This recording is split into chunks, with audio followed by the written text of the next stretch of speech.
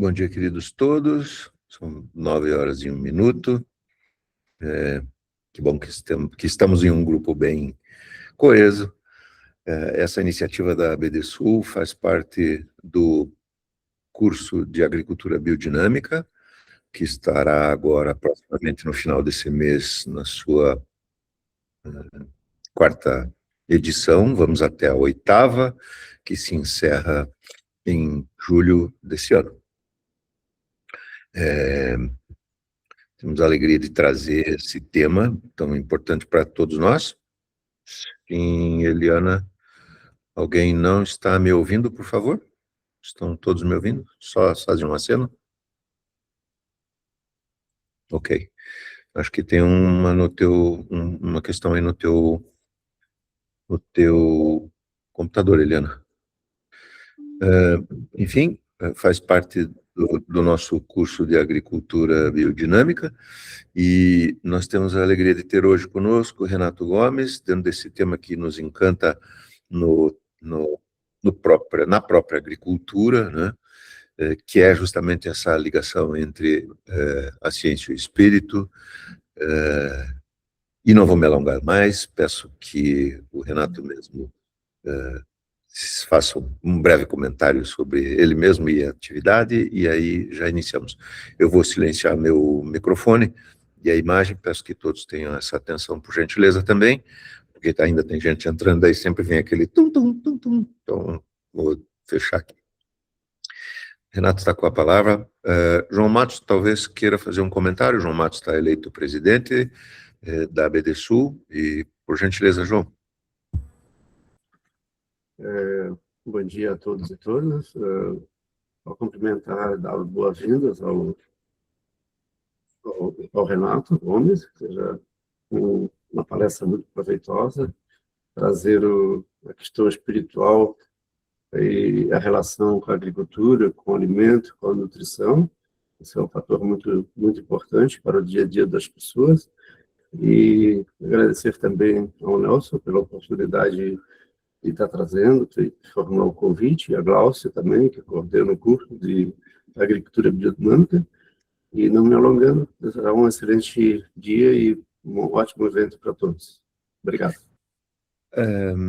Peço só um minutinho. Raquel, quer comentar alguma coisa, por gentileza? Raquel é presidente da Associação Brasileira da Agricultura Biodinâmica. Se tiver à vontade, por favor, sinta-se à vontade também. Top. Desejar a todos um bom dia, agradecer a ABD Sul, e parabenizar a direção da ABD Sul por essas palestras. E já conversando com a Átila, vamos fazer isso também na ABD, já estamos preparando, viu, Átila? A primeira vai ser a sua. Então, que a gente tenha uma boa palestra. Obrigada, Renato, pela sua disposição. Vamos, então, aproveitar bem esse momento, tá? Um abraço a todos. Obrigada, Renato.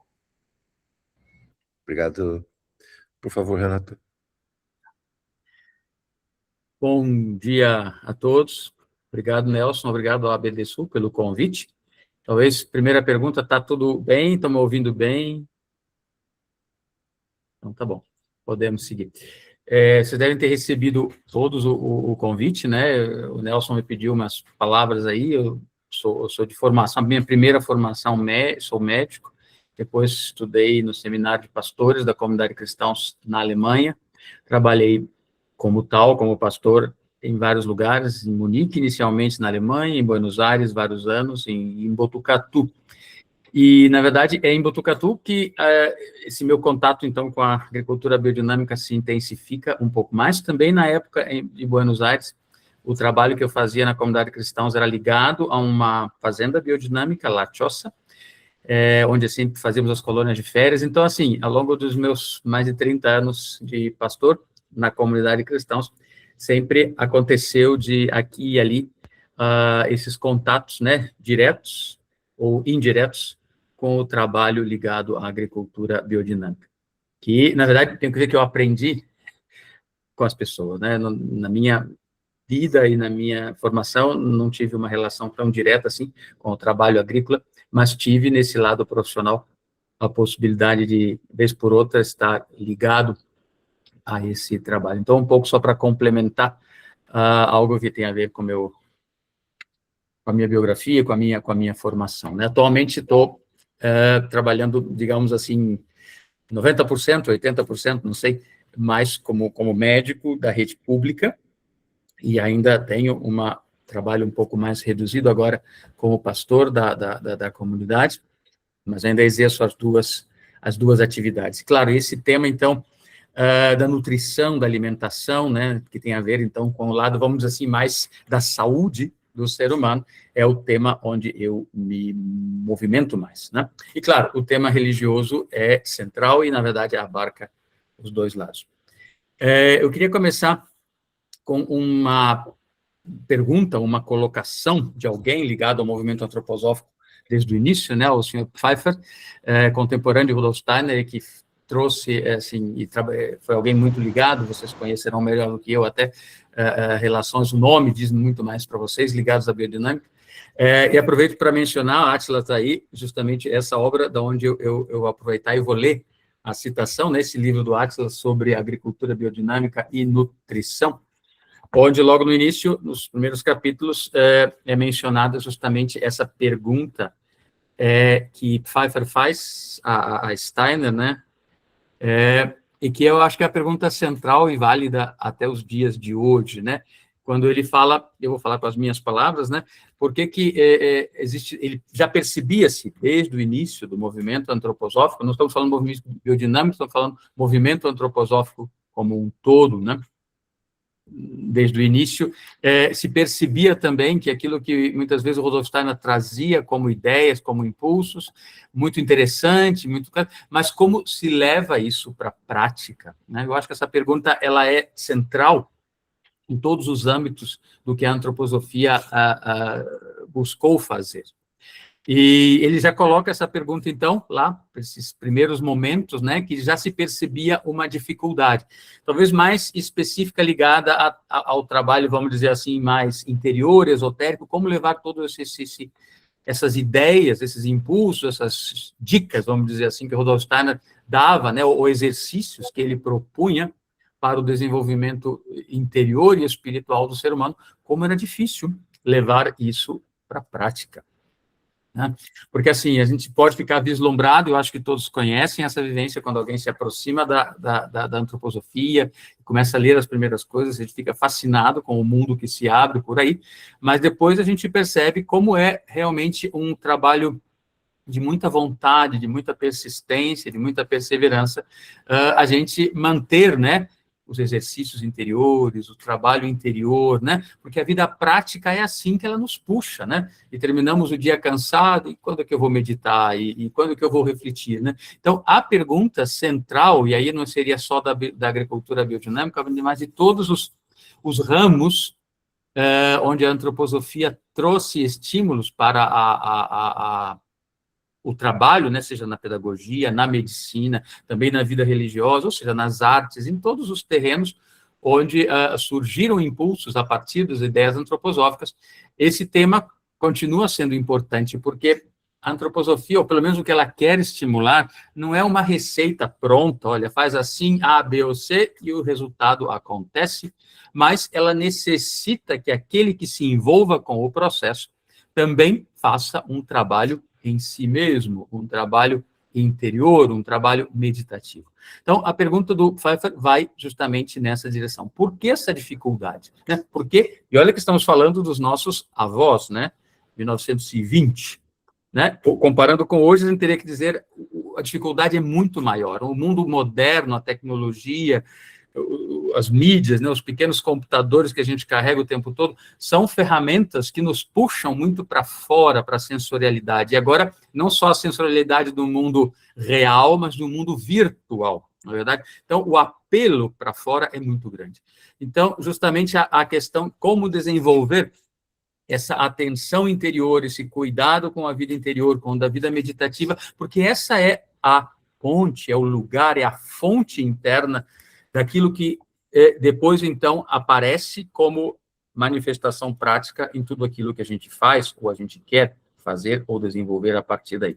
Então, a pergunta dele é bem central, e o curioso ou o surpreendente interessante nesse caso, aquela resposta que o Steiner dá. Ele diz o seguinte, na verdade, então, essa dificuldade, né, a pergunta do Pfeiffer é essa, por que essa dificuldade do ser humano de levar realmente para a vontade, para a prática, muitos desses impulsos e ideias que estão sendo colocados aí? E agora temos que levar em conta que esses ramos, né, essas atividades que se desenvolveram a partir da antroposofia ainda estavam nos seus inícios, né?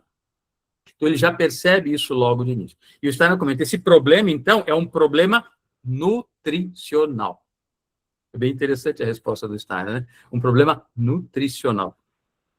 O modo como o alimento é constituído hoje, e esse hoje são mais de 100 anos atrás, o modo como o alimento é constituído hoje, em dia, não fornece mais aos seres humanos a força para manifestar o espiritual dentro do físico. A ponte do querer para o pensar e fazer não consegue mais ser estabelecida. As plantas alimentícias não contêm mais a força que elas devem fornecer aos seres humanos. Assim, se a gente ficar 2 minutos, 3 minutos pensando nessa frase, né, é muito chocante, vamos dizer assim. O que a gente está comendo? O que nos nutre de verdade? Né? Se ele já fala lá, então, início do século XX, né, mais de 100 anos atrás, que esses alimentos, que as plantas, que deveriam ser plantas nutricionais, já não fornecem mais para o ser humano. Isso ainda numa época em que todos os pesticidas e o trabalho agrícola ainda não era nada comparado com o que é hoje em dia, já se percebia isso, já se sentia isso, alguém como Steiner pelo menos levanta essa questão. Justamente a gente tem que se perguntar o que estamos vivendo hoje. Mas, assim, eu acho que um elemento talvez, não quero chamar de positivo, mas um elemento diferente é que eu acho que hoje em dia, talvez mais diferente de há 100 anos atrás, é que essa consciência já despertou muito mais, né? Ou, digamos assim, a impropriedade, a incapacidade, né, da industrialização no alimento, o alimento industrializado, etc., grandes grupos, né, que produzem alimentos com um caráter totalmente comercial e industrial, tudo isso já, a própria medicina já fala disso, né? Uma das questões que eu sempre recebo lá no posto de saúde, né, é as mulheres, doutor, quando é que eu posso começar com a fórmula de leite para as crianças? Eu digo, gente, querida, se você tem leite, o teu é 10 vezes melhor do que qualquer latinha que você vai comprar aí por mais cara que você compra. Deixamos o leite de fórmula para aqueles casos específicos, que a mãe não tem leite, ou situações muito específicas, que é uma minoria dentro, ainda, graças a Deus, dentro das crianças que nascem sadias, não é verdade? Então, na verdade, essa é a questão. Hoje já se tem, eu acho que assim, muito mais presente, claro que não é numa grande maioria, mas cresce em muitos âmbitos da vida, uma percepção real de que aquilo que é apenas produzido de uma forma mecânica, industrial, ou seja lá o que for, né, desligada de um contexto da natureza, de um contexto mais profundo e cósmico, isso realmente não é, de fato, o ideal. Então, essa consciência cresce em muitas pessoas. Independente se elas estão nessa vertente antroposófica ou outra que seja, ou simplesmente porque vão ouvindo, vão percebendo, ou a própria vivência delas, né, na relação com o alimento, também vai mostrando isso. Isso talvez poderia ser olhado agora como um fator, vamos dizer assim, que diferencia a nossa consciência de hoje, 100 anos depois, de 100 anos atrás. Talvez naquele momento, Steiner falando algo assim, evocasse muito mais dúvida, ou muito mais irritação, porque não, como não? A natureza está aí, as plantas estão aí. Era uma outra relação do ser humano ainda com o alimento, e com a produção de alimentos. A maioria dos países e das pessoas ainda tinha uma relação com alimentos ainda de forma mais tradicional, né? E isso se perdeu muito, né, com a industrialização nos últimos décadas, no último século, e hoje, então, os problemas, né, do excesso de alimentos processados, etc., na saúde do ser humano é muito mais evidente. Mas, de qualquer forma, a pergunta agora aqui do Pfeiffer, ela não é só apenas no sentido nutricional, vamos dizer assim, da saúde, né, ser humano saudável, mas ela também aponta para a nutrição do ser humano e essa é a base que o Steiner traz, é um problema nutricional que o ser humano não consiga receber dos alimentos, das plantas, inicialmente, mas dos alimentos em geral, aquilo que ele precisaria para, de alguma forma, construir essa ponte. Ele fala de uma ponte, né, de uma conexão. Então, aquilo que o alimento traz, ou deveria trazer, ou trouxe, talvez, nos primórdios da humanidade, a base, né, orgânica, física, metabólica, para que, no nível da consciência, o ser humano conseguisse acessar, cada vez de novo, a uma dimensão espiritual. Porque esse é o tema, né? Aquilo que nos alimenta, ou nos alimentamos desse ou daquele produto, ele nos ajuda, ou ajuda o nosso organismo a construir a ferramenta e nos permita desenvolver, né, como um ser encarnado nesse corpo físico, a ferramenta que me permita, a partir de estar encarnado, de novo uma conexão com a realidade anímico-espiritual, ou essa ferramenta me limita, me oblitera, me impede até de fazer esta conexão. Eu entendo essa pergunta, ou essa colocação, justamente nessa direção, né? Então, a questão não é só uma questão da vontade, digamos assim, os seres humanos não têm força de vontade, não meditam o suficiente e não se esforçam o suficiente. É claro que isso também é uma realidade, né? Cada um sabe a sua medida e o seu esforço pessoal no cultivo da vida interior, mas aqui está, abre o panorama, aqui abre o leque de possibilidades e mostra que a questão não é apenas assim, a vontade está difícil de ser movida para criar essa ponte, porque realmente essa vontade não está sendo suficientemente nutrida por aquilo que precisaria ser. Vamos dizer assim, agora eu disse com as minhas próprias palavras. Então, em cima dessa pergunta e dessa resposta do Steiner, o Átila coloca no seu livro realmente muitas informações, então está aí um pouco também um material bem interessante e com bastante bibliografia e tudo, para, né, acho que vários de vocês conhecem, então, essa obra, eu acho que tem aí uma fonte interessante também de pesquisa e os próprios pensamentos deles estão aqui mencionados, vi que o Átila está aqui presente, tá? Obrigado, Átila, pelo trabalho. Mas eu queria talvez trazer de uma linha talvez mais minha específica e mais próxima, porque na verdade não sou agricultor, né? Lidei com muitas pessoas ligadas a esse trabalho, mas a minha praia é outra. Então, trazer alguns pensamentos desde outro lugar, porque eu acho que isso também é o importante, não só o importante, eu acho que isso é muito interessante na antroposofia, eu percebi também ao longo da minha vida, eu acho que vários de vocês também podem corroborar isso, né? Por exemplo, dentro da medicina, né? É muito comum, tem amigos médicos que só se relacionam com médicos, assim, pelo menos no particular, né? E amigos médicos e círculos médicos e encontros médicos, e, sabe, você acaba vivendo numa bolha muito próxima daquele ambiente profissional. E isso é uma tendência também da vida, né? E eu achei sempre interessante desde o começo, né, quando eu comecei a lidar com grupos antroposóficos, com pessoas, etc., como é variado esse círculo, né? E você lida com professores e agricultores e médicos e artistas, e sabe, e tudo junto. Isso é muito enriquecedor, essa diversidade, essa pluralidade.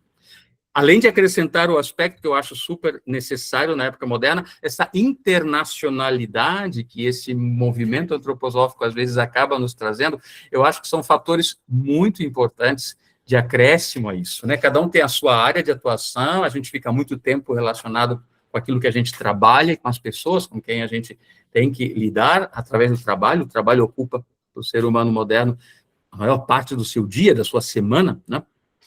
Então, é importante estar ligado e focado naquilo que fazemos, mas também é muito interessante e necessário, né, em outros âmbitos da vida, a gente se relacionar com pessoas de outras áreas, né, de outras profissões, porque o horizonte só se amplia. E pessoas que pensam diferente e fazem coisas diferentes, isso só enriquece, né? No mundo de grande polarização, onde as bolhas, digamos assim, ideológicas cada vez mais se fecham em si mesmas, eu acho que essa característica da antroposofia, não que a antroposofia resolva isso, mas essa característica que a antroposofia nos traz, né, de trazer assuntos que às vezes interessam pessoas de tantos âmbitos diferentes, e um fórum humano variado, multifacetado, né, multicultural e internacional também, é sempre algo, na minha percepção, enriquecedor. E veja aí um gesto realmente futuro, né? Essa globalização ou essa internalização que se vem falando e se falou há muito tempo, de alguma maneira, ela realmente por aí eu acho que é um elemento que a gente pode olhar com boas perspectivas para o futuro. Então, vamos lá. Agora, quando a gente fala, então, nutrição, né? O que a gente pode entender? O Steiner traz essa característica, e o termo nutrição, ou a ideia da nutrição, claro, na medicina ou na biologia, nas áreas de saúde, a gente pensa, então, na nutrição do ponto de vista, né, que quantidade de alimentos, qual é uma dieta saudável, e a gente pensa bem material, né, em relação a isso, né, e é assim que as faculdades de nutrição, em grande parte, trabalham, né, então, assim, se eu vou comer um alimento, se eu penso em carboidratos, eu não estou muito preocupado se a fonte desse carboidrato é o amido A, B ou C, ou que alimento é, eu estou calculando quantitativamente quanto carboidrato, quanta proteína, quanta gordura eu preciso fazer para compor uma dieta, etc. Não se vê o aspecto qualitativo, não é verdade? Mas aqui a gente fala ainda assim de uma nutrição que olha, então, para aquilo que são necessidades básicas de um organismo, etc, etc. Só que esse conceito, nutrição, o Steiner o amplia e leva ao outro lado, dizendo que a nutrição, ela também acontece de uma forma sutil, né? Existe o alimento que nutre, no sentido, eu como o alimento, ele passa pelo meu sistema digestivo, mas ele também fala que os órgãos de percepção do ser humano, visão, audição e todos eles, principalmente aqueles que se dirigem, então, para o mundo, para fora, eles recebem do mundo impressões, e isso pode ser entendido também como uma nutrição. Eu preciso daquilo que, de uma forma muito mais sutil, venha de fora e me nutra de alguma maneira. Então, é um pensamento bem diferente, né? Bem interessante. Claro que hoje, desde muitos aspectos da psicologia, desde a compreensão, a gente sabe, né? O ser humano realmente num bloco fechado, numa casa fechada, sem luz, sem contatos, ele realmente também define, né? Não vai ser saudável nesse sentido. Mas trazer isso como um conceito nutricional é uma ideia bastante arrojada e interessante. Então, justamente por essas duas possibilidades, o ser humano se nutre por aquilo que ele come como alimento, e ele se nutre por aquilo que ele recebe como impressões através dos sentidos, né?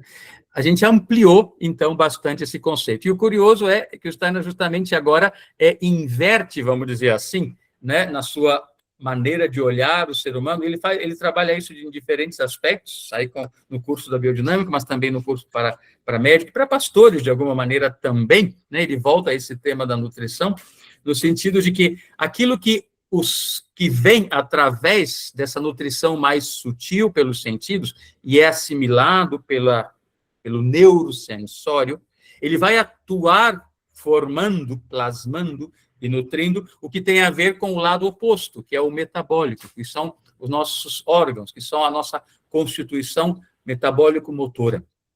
Então, o que é assimilado pelo neurosensório vai atuar de forma nutritiva, de forma formadora, plasmadora, no metabólico-motor.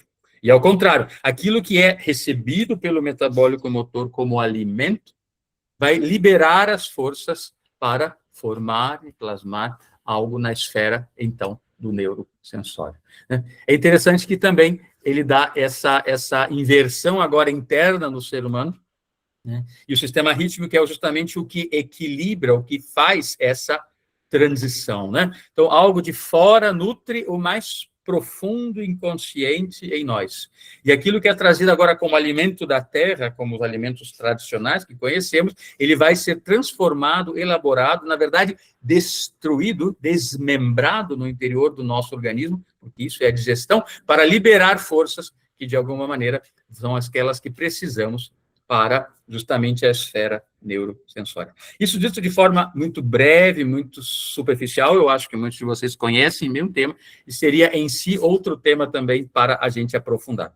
Eu queria trazer uns poucos exemplos, bastante conhecidos, mas só para a gente refletir um pouco sobre isso, né? Vamos pensar primeiro o que a planta faz, qualquer planta, né? Planta verde, ela pega justamente de dois lados, né? Com suas raízes, a umidade, a água, o solo, a eleva até as suas folhas, e essas folhas que estão expostas à luz e ao calor do sol absorvem agora um elemento aéreo, o gás carbônico. Então, a gente aí tem os dois elementos, água e ar, e pela força da luz e do calor solar, quimicamente falando, isso a gente conhece já da biologia, isso já não é nem mais só dito pela antroposofia, isso é dito pela própria biologia, pela botânica, né? Pela luz e o calor, pela interação da luz solar, o calor é o elemento que está aí também, justamente essa combinação do que vem do ar, gás carbônico, com o que vem da terra, no elemento da água, que sobe por aí. Então, água e gás carbônico, através da atuação da luz, é claro que a molécula da clorofila é o que permite isso, com muitos outros elementos aí, o processo é bem mais complexo, mas eles juntam esses dois, né, gás carbônico e água, e produzem o que a gente chama de açúcar, que depois se combina entre si e forma o amido, que é a base da alimentação do ser humano hoje, mundo afora, na sua grande maioria, né? Então, agora, como processo, como ideia, a partir da água, um elemento mais denso, que é absorvido pelas raízes, a partir do ar, o gás carbônico, absorvido, e na combinação com luz, e pela força da luz e do calor, isso gera uma substância, açúcar, e depois forma o amido. No caso do cereal, então esse açúcar é combinado, formando grandes cadeias carbônicas de hidrocarbonetos, e vão formando, então, os elementos, né? Agora, a gente poderia se perguntar, né, o que assim, de um princípio imaginativo, quando a gente vê o processo agora, né, o que está acontecendo, aí a biologia já não fala mais sobre isso, né, fica na bioquímica, aí o que é o amido, e os açúcares, etc. Mas, na verdade, a gente poderia dizer, a planta apreende, a gente poderia dizer também materializa, ou poderia dizer também aprisiona, a planta a materializa e aprisiona a luz e o calor recebidas do universo, do cosmos. Essa luz vem de longe, vem do sol. Então, tudo isso que vem na luz e no calor do sol, a planta consegue usar isso e, com as substâncias que ela tem à disposição, do ar, da água, ela constrói uma substância que a gente poderia falar, falando dos 4 elementos, que a glicose é, dos compostos orgânicos, um dos poucos que se cristaliza, ou seja, se densifica e ganha a forma quase que mineral, né? Os cristais, os açúcares formam cristais. É uma materialização, é trazer esse elemento sutil para uma forma cristalina. Aprisiona. E aqui eu queria talvez trazer uma outra imagem, né, nesse nosso contexto, e eu acho que essa talvez é fundamental para o nosso raciocínio, para o nosso processo, porque até aí a biologia ainda estamos juntos, não é verdade? Mas o que mais vem na luz? O que mais vem na luz e nesse calor, né? Na antroposofia, o Steiner dá essa característica, né, de falar dos diferentes éteres, as diferentes forças da constituição do éter de vida em quatro âmbitos, no éter calórico, o éter lumínico, o éter de luz, o éter químico e o éter de vida, né? Tudo isso, de alguma maneira, forma uma quadrimembração dessa qualidade etérica de vida, que vem de fora, que vem de cosmos, e propicia a vida na Terra. Os 2 primeiros âmbitos, da luz e do calor, ainda são perceptíveis, mensuráveis. Mas quando estamos falando agora dos outros éteres, né, o éter químico ou musical e o éter de vida, aí a gente já não tem, hoje, pelo menos, elementos, ferramentas, materiais, né, instrumentos para mensurá-los. E aqui me vem uma imagem, né, a cultura chinesa está ficando cada vez mais popular no nosso contexto, eu acho até bastante interessante, mas não é talvez raro falar assim, no horóscopo chinês, vocês já devem ter ouvido falar, que ele é composto de 12 animais. E tem uma lenda que eu acho muito bonitinha, é uma lenda, né, uma maneira de explicação, de que como se constituíram, né, esses 12 animais, por que foram os 12, e a lenda se fala justamente isso, né, uma entidade, pode ser Buda, uma entidade espiritual, decidiu fazer uma festa e convidou a todos os animais que viessem a essa festa. E os 12 primeiros que chegaram são os 12 que foram eleitos aí para serem os 12 representantes dos signos. Mas o curioso é que é o seguinte, então fala-se lá, né, o touro, o boi ou o touro, claro, Isso é a imagem do touro, vontade, força, capacidade. Ele já ouviu o chamado e já se colocou em movimento. E lá foi ele, com toda a sua força, né? Com toda a sua velocidade, sua capacidade de vontade mobilizada. Mas havia um outro animalzinho que também queria ir, mas que não era tão forte nem tão rápido como o touro, que era o rato. E aí o rato o que fez? Quando percebeu que o touro ia começar a marchar em direção ao céu para chegar lá na festa, o ratinho se aproveitou e subiu no touro, né, para que ele fosse carregado pelo touro. E o touro chegou. Só que agora, quando o touro está quase chegando, o ratinho desce aí, né, se escondeu, não sei, no pelo, em algum lugar, e ficou presinho lá ou no rabo, sei lá, do touro, não sei exatamente os detalhes da lenda. Mas quando chega lá, então, no céu, ele desce, né, daquele animal que o havia transportado, e sai correndo, e chega lá na presença da divindade que convidou, como primeiro. E então, essa divindade fala, bom, já que você chegou primeiro, você vai ser o primeiro mês do calendário, aqui, o primeiro dos animais que vai reger esse calendário de 12 animais. E o touro passa a ser o segundo. Ficou um pouco aborrecido, mas não teve jeito. O que essa imagem traz para a gente? Que talvez aquilo que seja mais potente, visível, manifesto, muitas vezes pode servir de carreador para algo mais sutil, mais delicado. Talvez até mais inteligente, no caso aqui o rato ele usa a inteligência, né? Não tem a força, mas tem a inteligência. Eu não estou querendo agora comparar os éteres como mais inteligentes ou menos inteligentes, mas aqueles que são mais densos, vamos dizer assim, mais perceptíveis. Falamos do éter calórico, do éter lumínico, né? De alguma forma, não é que o éter lumínico é visível, mas a luz que o carrega, ela é perceptível. Agora, quando a gente fala de um éter químico ou vital, a gente não tem nem uma substância específica para dizer, isso carrega. Ele se manifesta em tudo que é vivo, mas esses dois éteres mais, digamos assim, ligados a elementos perceptíveis, que é o calor e a luz, eles também servem de veículo para trazer, né, esses outros éteres mais sutis na relação com o nosso mundo. E aqui a gente tem, eu acho que um elemento muito interessante e central para a compreensão o que a planta, na verdade, faz. Ela pega calor, ela pega luz, e ela pega também essas qualidades mais sutis, carregadas, transportadas por esses dois éteres de calor e luz. E nesse elemento, então, aquilo que a planta forma, nós estamos falando do processo agora da fotossíntese, da formação dos açúcares, dos amidos, né, das cadeias maiores, dos carboidratos. Justamente, ela não só materializa e aprisiona luz e calor, mas também forças etéreas sutis ligadas aos éteres mais elevados, ou seja, ela aprisiona a própria vida. E nesse sentido, eu vou ficar com a imagem do cereal, né, que é o básico, as sementes que alimentam o mundo, o arroz, o trigo, o milho, né, alimentam gerações e há séculos a humanidade e continuam sendo a base nutricional para muitas pessoas, para a grande maioria da população humana. Os cereais, então, fazem esse processo o tempo inteiro, de aprisionar, de materializar luz, calor e esses elementos mais sutis, ou seja, aprisionar a vida, materializar essa força de vida. E vocês sabem, né, também foi descoberto quando se começaram a abrir as primeiras tumbas daqueles faraós, né, ou de personalidades lá mumificadas, especialmente os faraós, que se encontrava, né, nas suas câmaras mortuárias, junto com seu sarcófago, vários elementos culticos rituais, e se encontrava também recipientes com cereais, trigo, centeio, cevada, isso é o que se cultivava ali na região.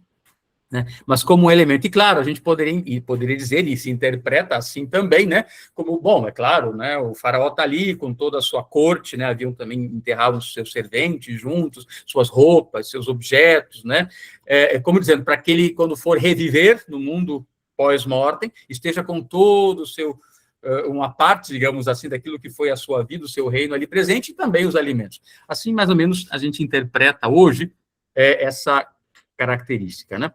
Mas o curioso é que alguns desses descobrimentos mostraram que esses cereais, em grande parte, uma parte deles, né, ainda se mantinham viáveis, podiam germinar depois de tantos séculos ali guardados. Mas eu iria um aspecto além, eu diria, para mim, observando essa essa característica que acabamos de falar, né? Aquilo que foi feito com o faraó, seu corpo foi mumificado, foi preservado para que continuasse sendo o envoltório, né? Na vida pós-morte ou num futuro, como os egípcios exatamente imaginavam, não temos hoje certeza, mas de alguma maneira se preservava algo porque se sentia que esse algo era importante, que havia um devir, que havia uma continuação depois. Esse faraó mumificado, de alguma forma, também é uma imagem do que nós falamos de cada cereal. Cada cereal é como um sarcófago, onde a luz, o calor, a harmonia cósmica e a vida cósmica são mumificadas, guardadas, preservadas. Vocês que são agricultores sabem bem melhor do que eu, né? Em condições ideais, etc., etc., podemos guardar esses cereais durante um bom período e depois fazê-los germinar quando necessitamos deles. Tá? Então, aqui talvez mais essa qualidade, né, daquilo que foi, então, trazido ali, levado a esse ponto que aparentemente está muito próximo da morte, né, mumificado, guardado, e claro, se as condições nunca forem dadas, né, de luz, calor, colocar na terra, trazer a água, germinar, isso vai realmente sucumbir, né, ou não tem sentido, se é levado a esse ponto e nunca mais germina. Mas guarda sempre em si o germe, a força interior, a capacidade de aquilo que foi conservado, materializado, mumificado, em algum momento agora, volte à vida. E aonde é esse algum momento agora? É claro, numa primeira instância, de novo, é na Terra, quando jogamos a semente na Terra.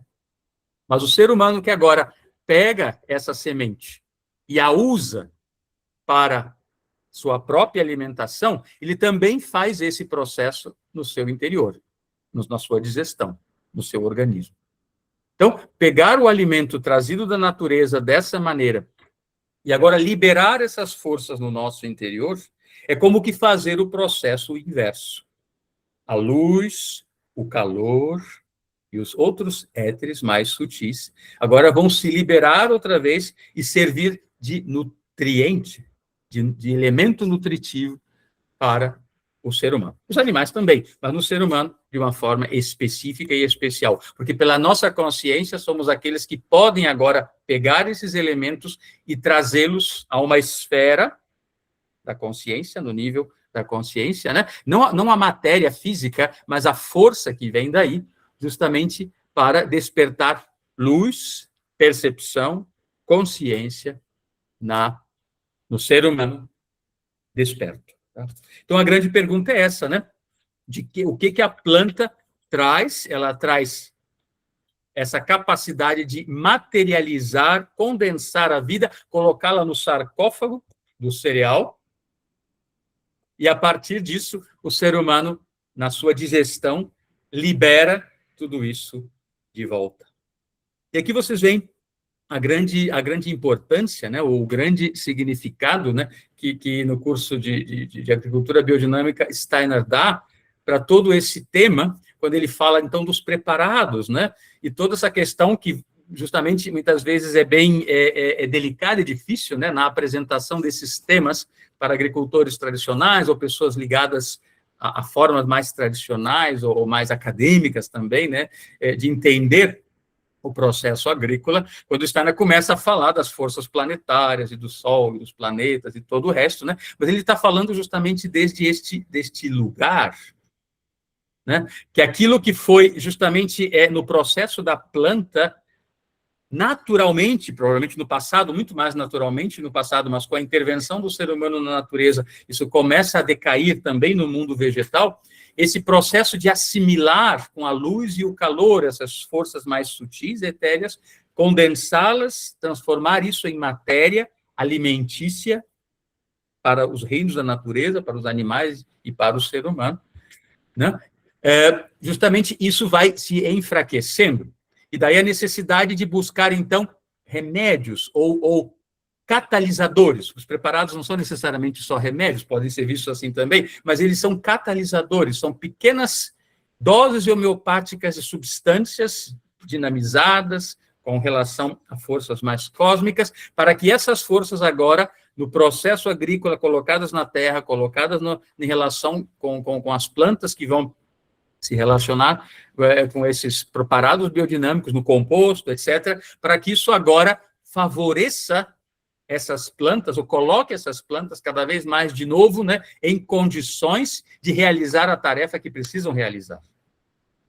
E se essas plantas realizam essa tarefa, então, aquele que vai se nutrir desse alimento, de alguma forma, então, recebe isso, de alguma maneira, então, vamos dizer assim, preparada, porque seria muito diferente dizer, e as plantas podem crescer em estufas artificiais, com luz artificial, com adubos inorgânicos e com adubos, etc., químicos, etc. A gente consegue, em muitos aspectos, promover esse crescimento vegetal, mas o que lhes falta? O que lhes falta é essa relação mais sutil, mais invisível, né? Como o ratinho se escondeu lá, se agarrou no rabo do touro lá, esse sutil não acontece, não vem junto, não tem como vir junto, porque ele precisa justamente dessa relação maior, ampla e mais natural com aquilo que vem do cosmos, com aquilo que vem das estrelas. Gente, não é só poesia e não é só lindo, mas todos sabem, né? Que importância tem a gente estar, digamos assim, não sei, falar das estrelas num ambiente numa noite. Sair de São Paulo, a gente não vê as estrelas, ir para o campo, ir para Botucatu, ou seja, onde for, um céu estrelado. É uma vivência, independente do que a gente pense sobre isso ou não, é uma vivência real que o ser humano, debaixo de um céu estrelado, alguma coisa no seu interior se movimenta, pela amplidão, pela serenidade, pela firmeza e segurança que tudo isso dá, né? Olhar as estrelas e sempre ali de novo, naquelas constelações que se movimentam, mas ao mesmo tempo, no conjunto, formam uma unidade estável e fixa.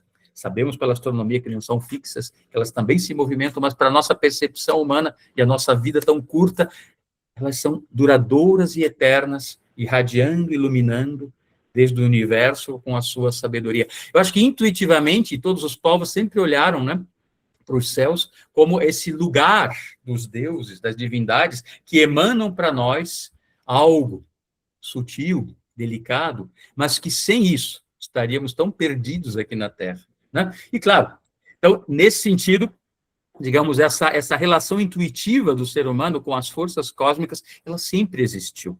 Eu acho que o Steiner resgata aqui, agora com técnicas, com métodos, nem vou entrar na questão, vocês conhecem muito bem, de como potencializar isso nos preparados, na maneira de cultivar a terra, mas, sobretudo, a partir dessa consciência. Agora o ser humano passa a ser um ser que trabalha junto com a natureza.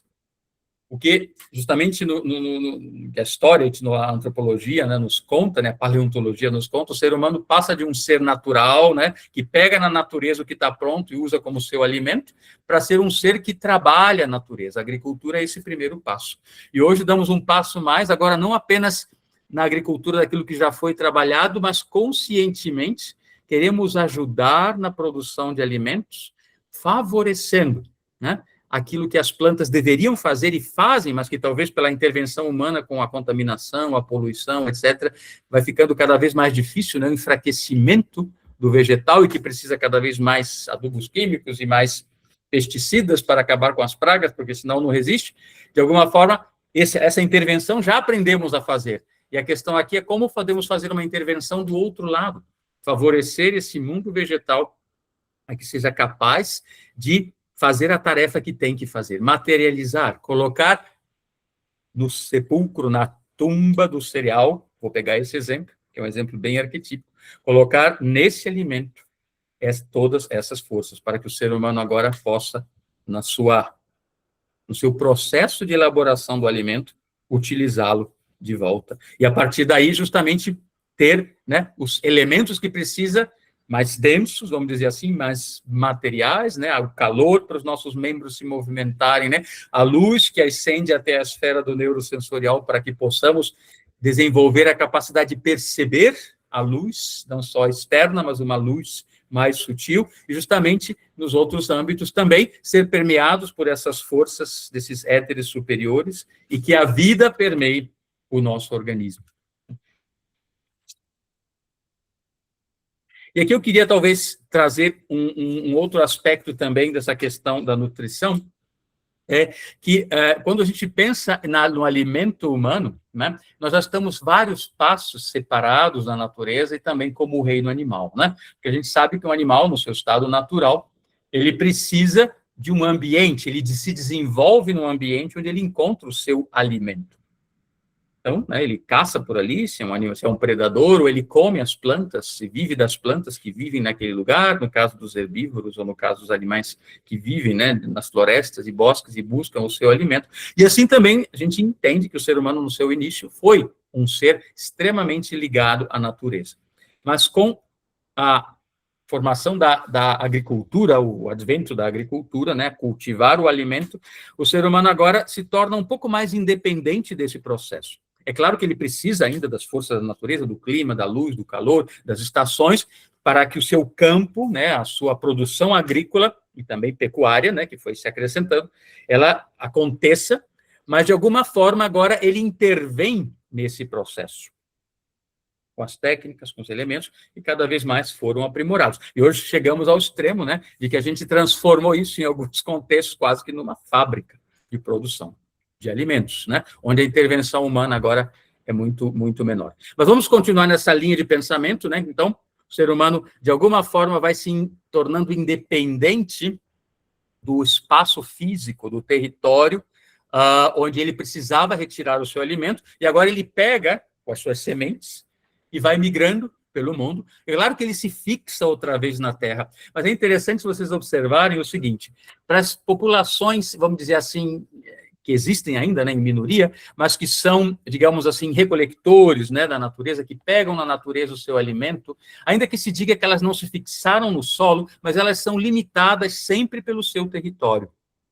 Todo grupo nômade, seja pecuarista, seja que cria animais, ainda não que cria, mas que lida com animais, ou caça, ou pesca, ou pega produtos da natureza, ele, de alguma forma, precisa estar ligado a um território. Ainda que ele seja nômade, ele precisa estar ligado a um território delimitado. E que esse território se mantenha nas suas condições naturais o melhor possível, porque quando isso também acaba, ou é destruído, o risco é que essa civilização deixe de existir, a não ser que ela mude.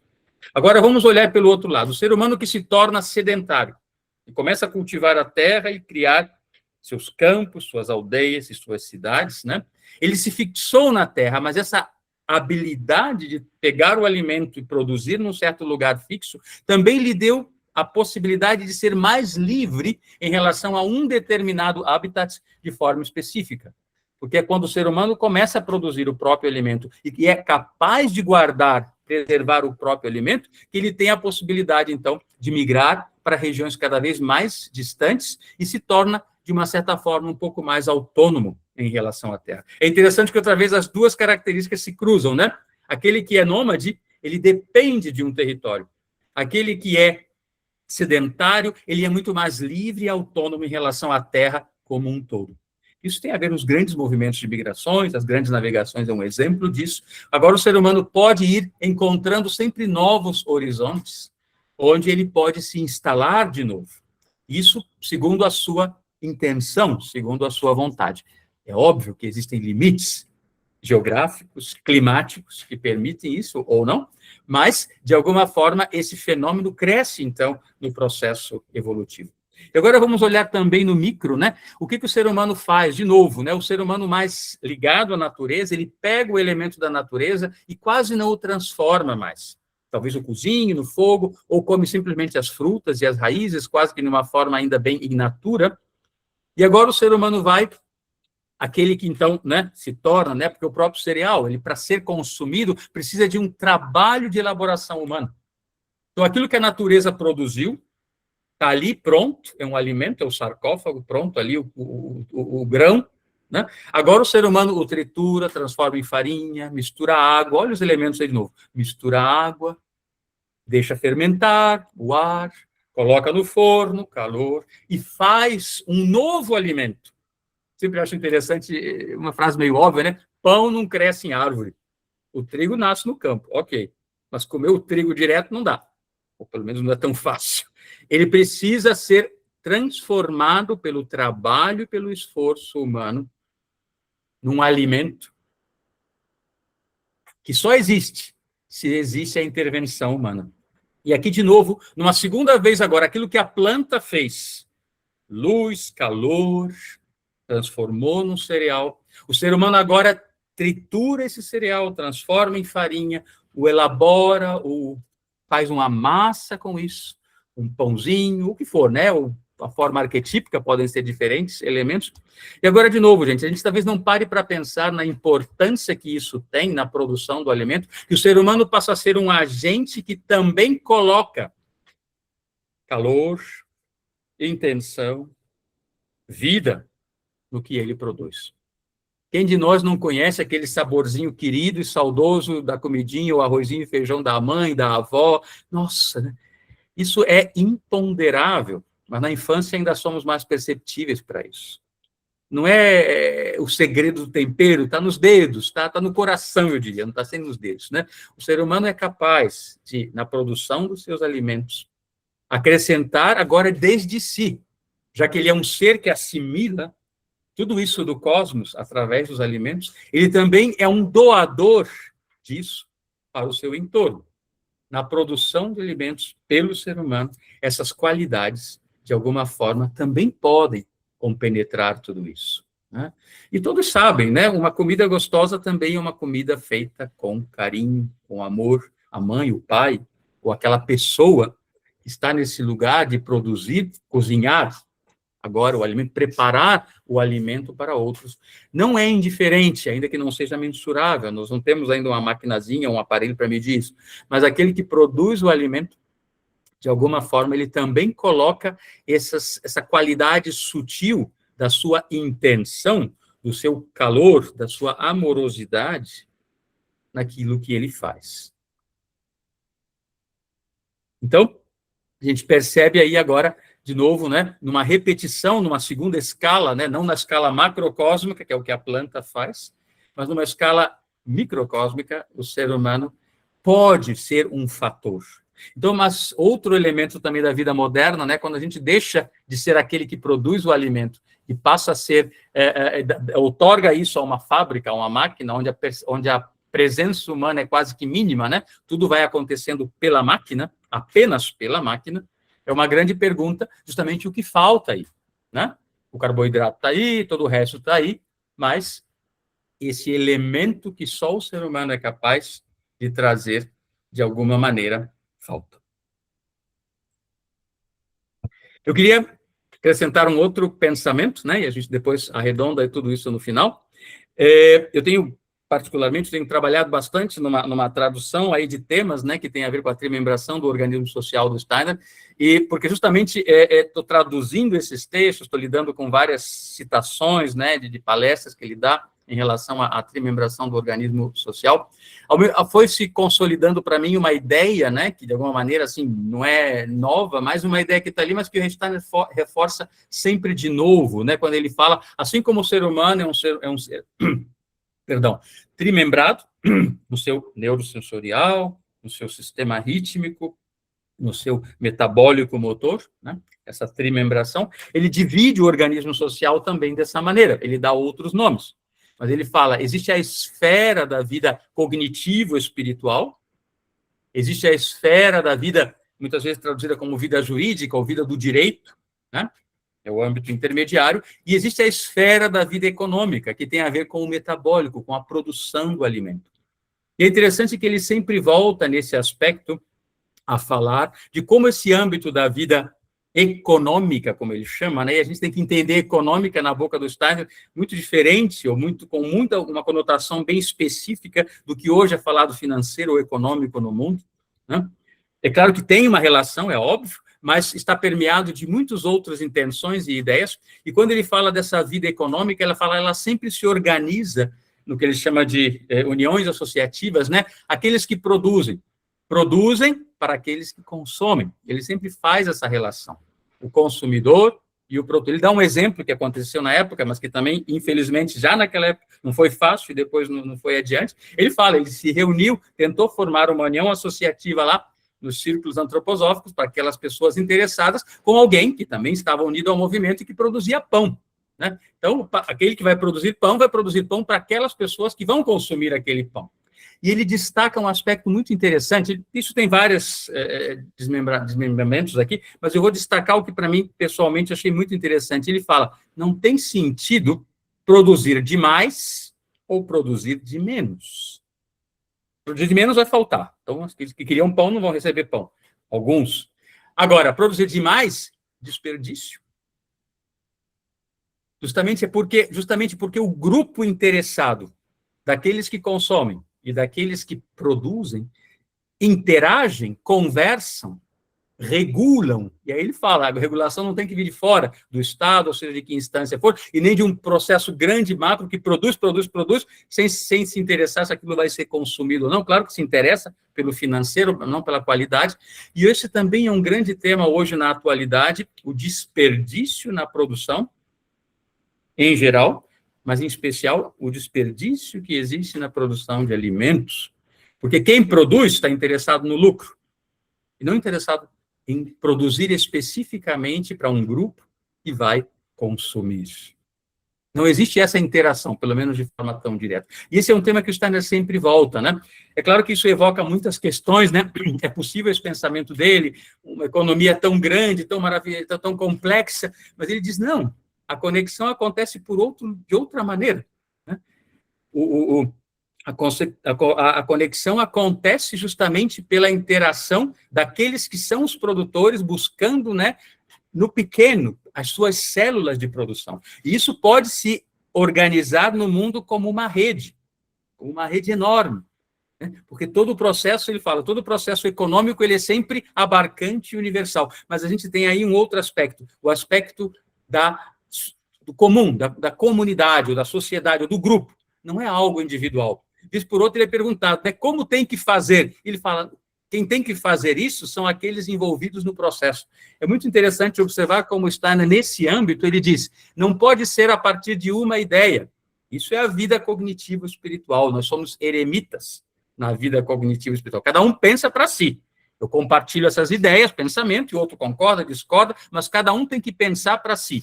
Na vida financeira, na vida econômica, na produção do alimento, nós somos uma comunidade.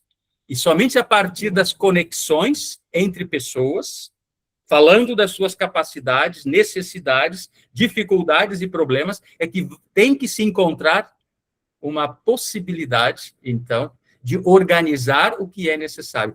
E, de novo, quem produz batata lá no campo, cenoura, alface e o que for, né? Não produz para si, não vai comer tudo isso. Tudo que é produzido na vida econômica, né, é sempre produzido para as necessidades do outro. E o outro, naquilo que ele é capaz, o que ele vai chegar a produzir, também é colocado sempre no interesse da coletividade. Mas não de forma abstrata, de uma forma concreta, né? Na interação, né? Nessas uniões associativas, como eles falam. Isso é muito mais do que uma estrutura simplesmente técnica que é organizada. É um elemento, né? E agora ele também dá justamente aqueles três nomes, né? Na vida cognitiva, espiritual, deve prevalecer sempre a liberdade. Cada um pensa por si só e tem que chegar sozinho em liberdade às suas próprias conclusões e ideias. Na vida do direito, na vida jurídica, nesse âmbito aqui onde o social aparece, aí aparece a igualdade. Ninguém é melhor, superior ou mais importante na sua dignidade humana que outro. Outro tema muito importante na atualidade, né? Quem tem direito de jogar bomba em quem? Né? Quem tem direito de matar quem e decidir quem vive e quem morre? Nessa vida de direito não existe diferença. Somos todos seres humanos e a dignidade nossa é equivalente, é igual, né? Não estou falando da habilidade intelectual, isso é outra coisa.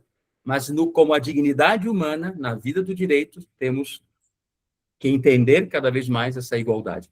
Na vida econômica, ele fala agora da fraternidade, de uma comunidade que se ajuda mutuamente, que mutuamente percebe as necessidades um do outro, e a partir dessa percepção, aquilo que vai ser criado e produzido na vida econômica, que basicamente é o alimento no primeiro momento, mas claro que as outras coisas surgem depois, a necessidade de moradia, de vestimenta, etc, etc, mas a base é sempre o alimento, porque sem isso não existe sociedade humana. A partir do alimento, justamente sem desperdício e sem carência, né, sem ser pouco demais, sem ser excessivo, porque vai produzir e não vai ser utilizado, pode apodrecer, estragar, ou então, justamente, que é o que acontece hoje, é produzido a mais, e aí aparece o elemento da ganância, do lucro individual, de novo, né, aquilo que deveria ser uma combinação fraterna entre seres, que existiu nas sociedades pequenas e primitivas, né, o alimento nunca era numa aldeia, pense numa aldeia, ninguém caça e depois vende, ele caça ou produz e compartilha. Né? Claro, como essa estrutura tem que ser colocada hoje na prática moderna é o grande desafio, mas o princípio é muito parecido. Né? Agora, quando alguns, poucos, se apoderam do processo de produção e utilizam o processo de produção para o lucro individual, pessoal, o elemento do egoísmo humano começa a prevalecer. Não é mais agora, é o individualismo, né? E aí, em nome da liberdade, eu tenho liberdade, eu faço o que eu quero, porque eu tenho os meios de produção, ou capital, etc, etc, e determino a produção. Isso justamente vai justamente em contra daquilo que o Steiner nos traz como a ideia básica do que seria a trimembração desse organismo social, onde nesse âmbito da produção do alimento existe essa fraternidade. Agora, vamos conectar com a nossa pergunta lá do início, né? Justamente porque eu conecto por aí, e uma agricultura pensada dessa maneira, aquele que vai produzir, de alguma forma, tem uma relação, não vou dizer que conheça todos os consumidores, mas começa a estabelecer uma relação. É como o elemento pequeno que eu falei, né? A mãezinha ou a avózinha que produz, que cozinha lá para a sua família, para os seus filhos ou netos, conhece a sua família, e num contexto de vida onde aqueles que produzem, aqueles que consomem suas pequenas cooperativas ou o que for, são capazes agora de conhecer-se mutuamente, as necessidades são conhecidas, a produção ganha totalmente um sentido humano, humanizado, compenetrado de consciência, e não maquinário, abstrato, apenas pensando no lucro. E aqui vamos chegando um pouquinho para arredondar todas essas ideias, né? Vocês viram que eu escolhi como tema desse nosso trabalho uma frase, né? O pão não nos alimenta. É um pequeno pensamento, poema, uma meditação, poderíamos falar, desse místico alemão, de alguns séculos atrás, chamado Ângelus Silesius. Esse não é o nome dele, mas o nome que ele foi dado a ele, ou ele mesmo se deu, né? Ângelo da Silésia, Silésia da região onde ele vivia, Ângelus Silesius. E a frase inteira justamente é essa, né? O pão não nos alimenta, o que nos alimenta no pão é o verbo eterno de Deus, é sua vida, é seu espírito. E aqui, já com a primeira frase, né? O pão não nos alimenta. Eu já ouvi algumas tentativas de dizer, o pão apenas não nos alimenta, gente, eu acho que isso enfraquece a frase. E não foi isso que o Silesius disse. Ele é bem categórico. O pão não nos alimenta. O pão é um veículo para aquilo que de fato nos alimenta. O verbo eterno de Deus, sua vida, seu espírito. Pense nos éteres que a gente comentou antes, né? Aquilo que realmente vai junto com o que produz o pão. É isso que nós precisamos hoje e sempre. E me permito agora arrematar esse nosso encontro, esse nosso... Vamos chamar conversa, porque daqui a pouco a gente pode conversar, se vocês quiserem, mas vamos arrematar isso com um pensamento que tem muito a ver também com a época do ano, né, que estamos aqui, que é essa preparação, a tradição cristã chama de quaresma, na comunidade chamamos a época de paixão, vamos indo em direção à Páscoa, e um dos textos, né, que se medita, que os cristãos usam nesse período de aproximação da Páscoa, na quaresma ou na paixão, para chegar à Páscoa, é aquele bem conhecido trecho da chamada tentação no deserto. E a primeira delas é quando Jesus, lá no deserto, 40 dias e 40 noites jejuou, e chega o adversário e lhe diz, estás com fome, né? Você é o filho de Deus, transforma essas pedras em pão. Vou deixar de lado um pouco a resposta, depois a gente entra nela, mas esse fato em si, por mais no primeiro momento que pareça só mágico, imaginativo, ele é muito concreto e muito real, ele está dizendo, transforma as pedras em pão. Você é capaz disso. A força do adversário olha para o Cristo encarnado, olha para o ser humano e diz: tu és capaz de transformar essas pedras em pão. E, gente, o que a gente faz hoje? Isso. Do mundo mineral, o alimento entendido apenas como o alimento material, fazemos, cultivamos e produzimos. Os pesticidas e todo o resto, facilitou e a produção aumenta, e eu posso conservar e guardar, ou seja, quantitativamente, eu posso pegar apenas o elemento terreno, mineral da vida e fazer alimento disso. Mas isso nos alimenta? Essa questão já trabalhamos lá no início. É isso que temos? E esse é o tema que eu acho que é um dos mais interessantes de olhar essa tentação na modernidade, a partir disso. Não é o passe de mágica, cruzar os dedos. É claro, para aquela época, o que fazemos hoje seria um passe de mágica. Mas hoje já estamos vivendo isso. Capazes de olhar o alimento apenas como algo que vem do elemento mineral da terra. É só combinar um pouquinho, água, e isso e aquilo mais, e formar carboidratos. E quantos alimentos já não têm uma síntese, em alguns aspectos, laboratorial, sintética, né? Mas o que falta? E aí a gente ouve a resposta do Cristo, né? Porque o adversário fala: eu sei que você é capaz. E hoje mostramos essa capacidade de chegar a um nível de compreensão tão profundo da matéria que conseguimos transformá-la, elaborá-la e pronto, a gente resolve. A gente resolve uma parte. Mas o que de fato nos alimenta? E aí o Cristo responde: o ser humano não só de pão, aí ele fala não só de pão vive o ser humano, mas de toda palavra que vem da boca de Deus. Ele vive de toda a palavra. E aqui eu queria fazer uma associação com os dois elementos dos éteres que eu mencionei antes, né? Ele vive, o que lhe dá vida, é o que vem carregado pela palavra. O que é palavra? É som, é harmonia, é intenção cósmica. Se conseguem perceber a relação com os dois éteres mais sutis, o éter de vida, o éter sonoro, químico, musical, né? Daquilo que vem do cosmos, que ressoa do cosmos, que traz a vida. E o Logos é uma expressão encarnada dessa força. O ser humano não só de pão vive, mas de toda a palavra que sai da boca de Deus, que provém do cosmos e compenetra a vida da terra. É isso que é o alimento. O Cristo aí vence a tentação, né? Não porque ele se deixa entrar nesse processo, mas que ele diz: tudo bem, isso é uma parte, mas a outra parte não vem da pedra, ela vem de outro lugar. E se eu abro mão dessa parte, então eu me curvo ao príncipe desse mundo. E é isso que o Cristo, de alguma forma, não traz, né? Não aceita. O coloca nesse lugar. E é bem interessante que justamente agora, isso é o início, né? Depois do batismo, é o início da atuação do Cristo na sua biografia, como os evangelhos nos mostram, desde o batismo, e vai terminar na quinta-feira, quando ele vai pegar o pão e agora dizer: esse pão é o meu corpo. Essa força cósmica que eu fui capaz de trazer à Terra, ela se está presente nesse alimento, e esse corpo é dado não para um indivíduo fazer isso para si só e ganhar um dinheirinho com isso, isso é dado para uma comunidade. São 12 discípulos que estão à mesa, para que essa comunidade, de novo, em comunidade, em comunhão com outros seres humanos, tomem esse alimento arquetípico do pão, e continuem esse processo, mas sempre desde a intenção do que o que vive do pão é o verbo eterno de Deus, é sua vida, é seu espírito. Assim o ser humano se nutre.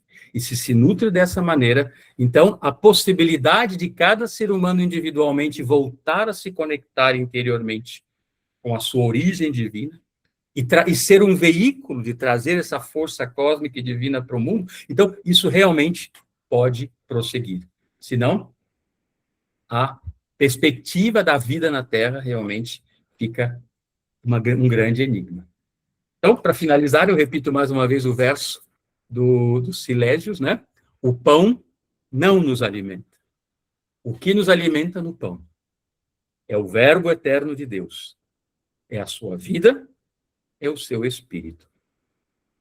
Muito obrigado. Nelson, e se você quiser abrir, não sei se está pensado, para mim está tranquilo, mas se houver um outro comentário, uma outra pergunta, peço desculpas, porque o tema foi aforisticamente mencionado aqui e ali, cada um dos pequenas janelinhas que eu abri mereceria e um aprofundamento maior, mais intenso, mas acredito também que muitos de vocês já estão nessa esfera, já estão nesse âmbito, já estão nesse terreno, trabalhando e aprofundando isso até com mais capacidade e expertise do que eu. Então, foi só uma tentativa de nos mobilizar juntos, e agradecer a vocês, na verdade eu quero falar isso, de agradecer a vocês que fazem esse trabalho na Terra.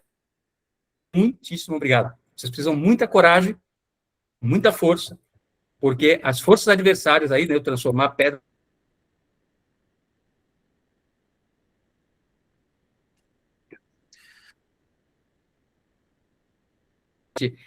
são as células futuras que eu acho que a gente vai agora, daqui para frente, enfrentar movimentos muito difíceis, né? Já estamos vendo eles aparecerem, mas são essas células pequenas, né, de pessoas imbuídas de fazer o seu trabalho da melhor maneira que conseguem e querem se conectar com outras que pensam assim. Eu acho que isso aí é um germe maravilhoso de uma sociedade talvez um pouco menos agressiva e um pouco menos desumana, que a gente precisa para o futuro, né? Então, o trabalho na Terra é um trabalho para a paz mundial também. Muito obrigado. Muito agradecido, Renato, muito agradecido a todos pela presença, especialmente a você, Renato, por trazer essa visão ampla e, ao mesmo tempo, integradora, particularmente nesse momento em que a gente chega neste ambiente de comunidade que buscamos construir dentro do planeta, né? Que é justamente o tema da agricultura biodinâmica, foi, né, na conferência de fevereiro, a conferência internacional, e que traz justo esses resgates da ação da comunidade. Agradeço demais essa tua intervenção. Eu programei que teríamos 15 minutos aproximadamente, ainda mais, nossa reunião se encerra às 10h30. Se alguém quiser fazer algum comentário, acrescentar alguma informação, eu me sinto bastante atendido nessas demandas. Muito obrigado de novo, Renato. Sinto-se à vontade para levantarem seus comentários ou colocarem eventualmente alguma pergunta que queiram, e estamos atentos.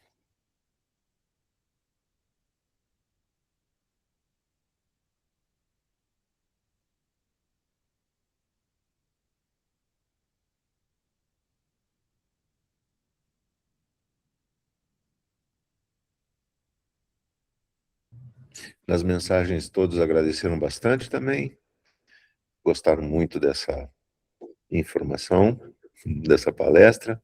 Sim, a gravação está sendo feita, vamos disponibilizar no momento que esteja tratada, e aí enviamos para todos, ou disponibilizamos dentro da página da BDSU, e aí o pessoal pode fazer a busca quando achar melhor, né? Renato. Olá. Sim? Olá. Tudo bem? Você está me vendo aí? Não, está com a tela fechada, mas estou te ouvindo. Ah, Darlan. Olá. Tudo bem, querido? Tudo bem. Eu queria ouvir você sobre esse ponto de vista dessa ideia de que nós somos o que comemos.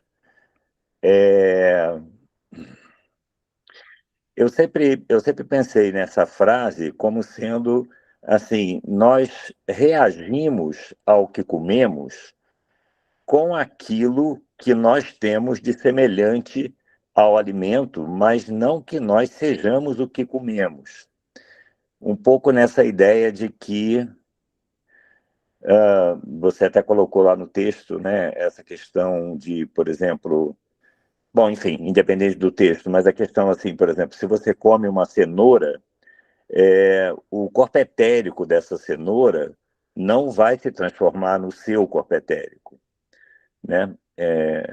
No caso, ainda que fosse uma cenoura que estivesse viva, quando a gente come a cenoura, a gente mata a cenoura, a gente, né, ela perde o corpo etérico, e aí no momento que a gente vai absorver a cenoura, a gente teria o corpo físico da cenoura, ou se a gente prepara numa panela, aí que a gente tira mesmo o corpo etérico da cenoura. Por exemplo, no caso de um animal, ainda mais, né? Se eu tenho uma carne, eu não tenho o corpo astral do animal ali, mas eu tenho em mim algo que de alguma forma interage com aquilo, ou seja, eu teria em mim uma astralidade que é despertada para lidar com a estrutura física morta da carne do animal. Então, é essa ideia de que eu reajo com as minhas forças a quase que a estrutura molecular, física daquilo que eu estou comendo, né? Mas que eu não importo a vida e a animalidade do alimento. E, nesse sentido, eu não sou o que como, mas eu reajo, né?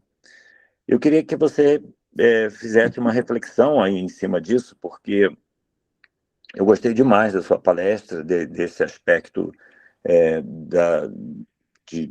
do éter, de alguma forma ser ingerido, mas, por outro lado, tem essa coisa de que a gente mata esse éter, né? A gente...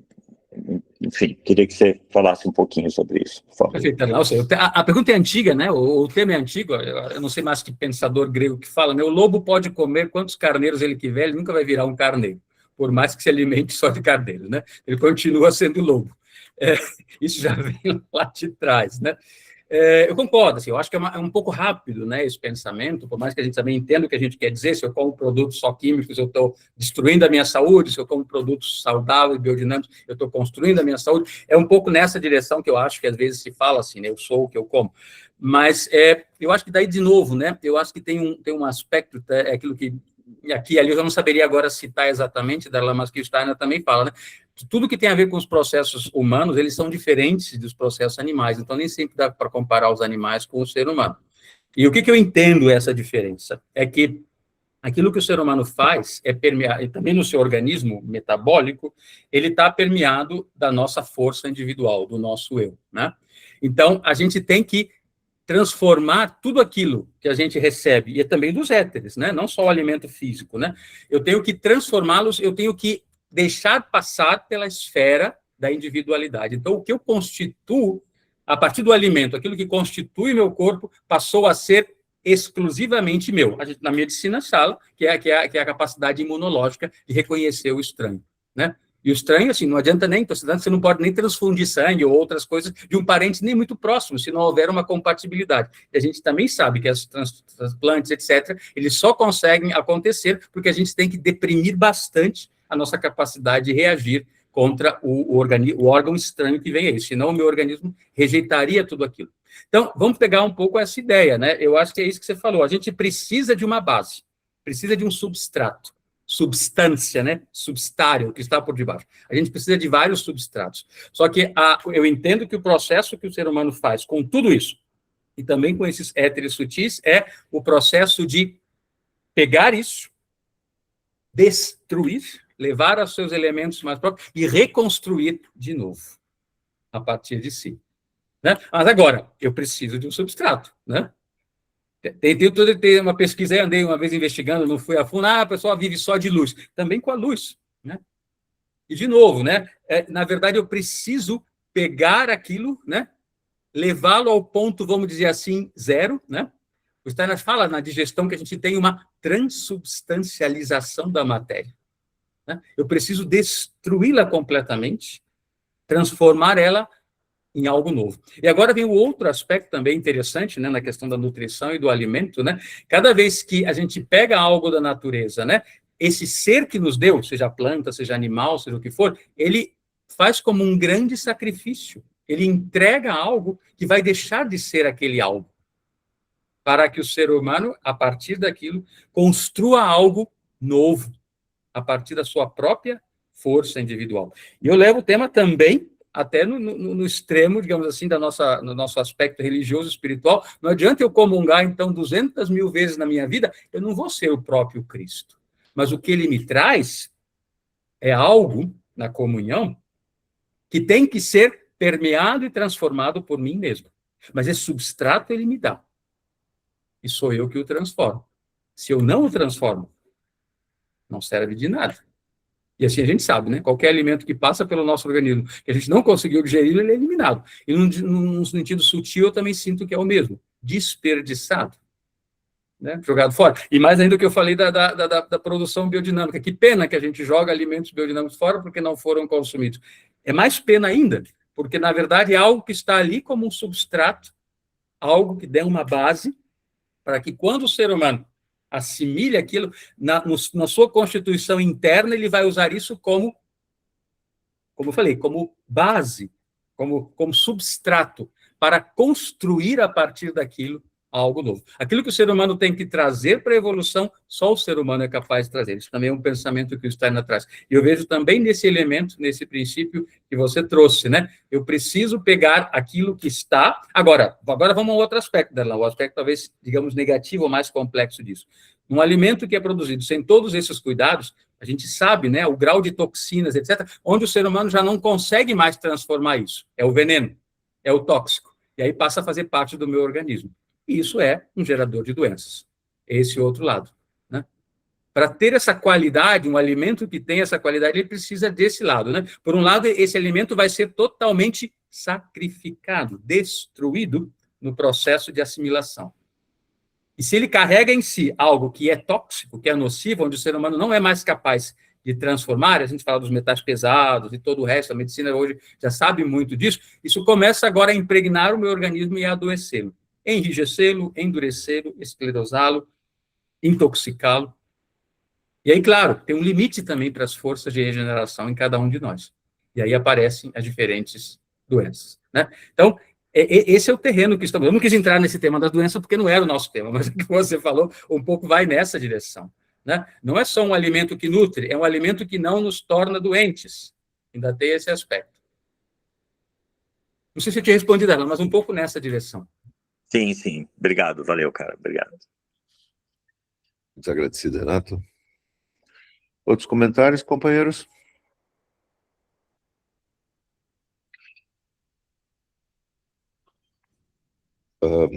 Dentro desse tema que vimos hoje, o curso de Agricultura Biodinâmica da ABDSul se repete novamente no final deste mês, e depois em abril, maio e junho, e teremos mais outras possibilidades de interações. Vamos trazer mais informações desse âmbito para que a gente, nessa ação de comunidade, faça, consequentemente, o processo de produção na agricultura se tornar um processo de evolução para a humanidade toda. Muito agradecido pela presença de todos. Renato, de novo, muito agradecido. Continuamos nas nossas conversas. Aproveito para fazer uma propaganda do próprio Renato. Ele, eventualmente, tem outros encontros em que propicia temas diversos, dentro dessa visão da espiritualidade, com a materialidade, com a ciência e o espírito. Procurem por ele no correio eletrônico, ou mesmo... se quiser postar também, a gente pode distribuir, Renato, depois. Tá bom. Obrigado, Nelson. A próxima vez que eu te mandar, se quiser repartir. Obrigado. Ok. Bom dia a todos. Fiquem bem, um bom fim de semana. Obrigado, bom fim de semana a todos. Bom dia, parabéns. Obrigado. Obrigada, bom dia. Obrigada, bom dia para todos.